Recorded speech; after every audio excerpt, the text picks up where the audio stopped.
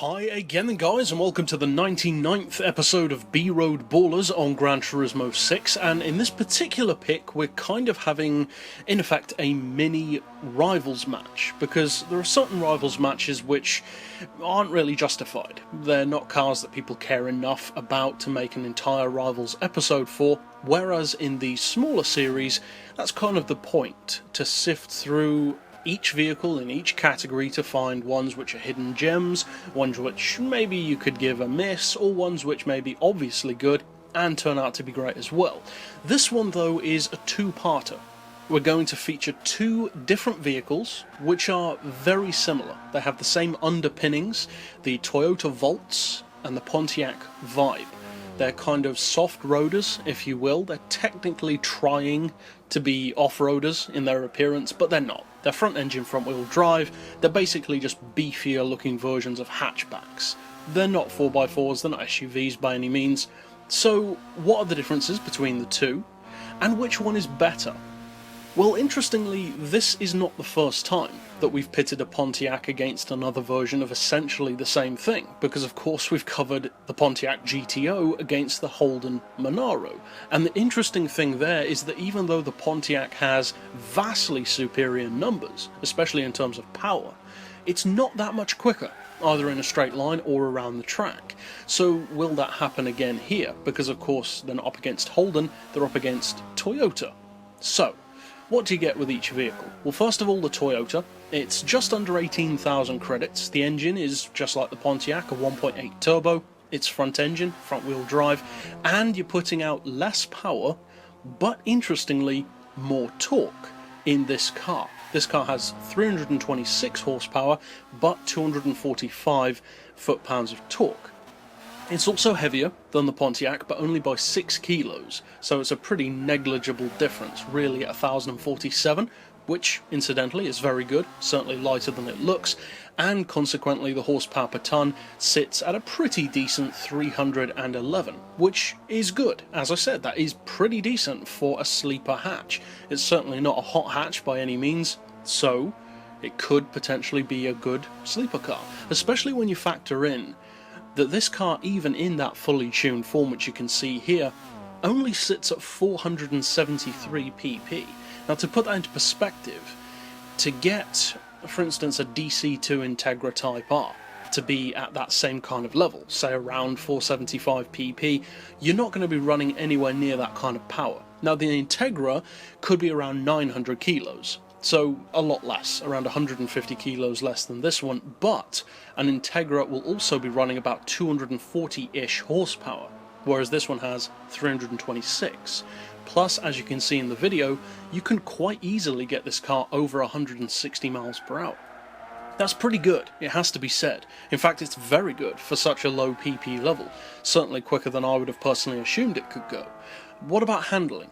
Well, actually the two vehicles are fairly similar. They are both not performance cars, not by any means. The Pontiac does already have a better spec, but it's still not a performance car. They don't feel like they're designed to be running this kind of power because they're not intended or designed to be running this kind of power. Now, that being said, you could say that about loads of hot hatches. It's not designed to have 300, 400, 500 horsepower, but the simple fact is, as we've mentioned before, there are some hatchbacks which definitely do feel like they can run that power because they have better performance parts already. The design put into them is more performance oriented, whereas some hatchbacks, just like all other categories of vehicle, are not intended for that. They're just A to B, simple daily runabouts. That's more the case here. So the handling is not bad.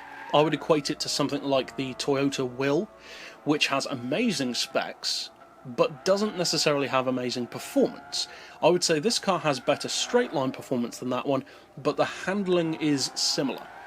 There's a lot of feedback through the controller or through the wheel. You can feel that judder of the torque steer. Of course, you can play around with the diff, change the settings, and it's not a bad handling car by any means, but both vehicles do share that. So as far as cornering ability, there's not much between them. I would say that the Pontiac may feel a little bit better, but even so, it's only fractionally. I'm talking like 1% better. There's basically nothing between them, at least for me personally. Now, as far as the Pontiac goes, As we already said, it does have some superior numbers. The price though isn't one of them, it's more expensive. 21,000 credits is more. Not much more, but more nonetheless. As we said, the engine's the same, but instead of 326 horsepower, you've got 350. And as I said, the Toyota does have more torque, whereas this one has 219 pound-feet to the 245 on the Voltz. The weight is lower, as we mentioned, 1,041 kilos on this one, and of course, with higher power and lower weight, the horsepower per tonne is also better, 336 on this model, which is really good. What though about the PP? Because with higher power, lower weight and better horsepower per tonne, it could quite easily jump up maybe above 480 or 490. Well, actually no, it sits at 479, which is still very good, it has to be said. What then about performance? What's the difference around this track? Well, as you can see from the best lap times, or the kind of lap times that you can expect, this one is quicker. At this point in the video, it probably isn't showing the best lap as being quicker, but on my second lap, it did turn out to be quicker.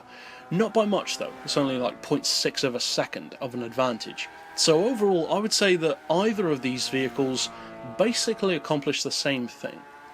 And as you'll have seen as well, the Pontiac, though more powerful, didn't reach the same kind of speed on the straight. It got over 160, but it was more like 161, whereas the Toyota was more like 164. So an interesting difference. Of course, the gearing was slightly different, but still, you'd expect a car with 350 horsepower compared to 326 to do a lot better than that, maybe up to 170 even. But no, it's interesting how they compare. I would say if you're looking for which one to buy, if either, I would recommend probably the Toyota, because there's not much between them, it is the cheaper of the two, it's even more of a sleeper than a Pontiac would be, and considering that it's not much slower, but has a lower PP and much lower power, that could prove useful for stuff like power-restricted races and seasonal events, whereas the Pontiac might be just over the line and you have to remove some parts. So overall, as I said, I would probably recommend the Toyota, but either of these cars, to be honest, have some decent sleeper appeal. They're not amazing, but they definitely have potential, especially around the 450 to 475 PP level. But that's it for this joint review overall. I'll see you guys next time for the 100th episode of this series, and as always, thanks for watching.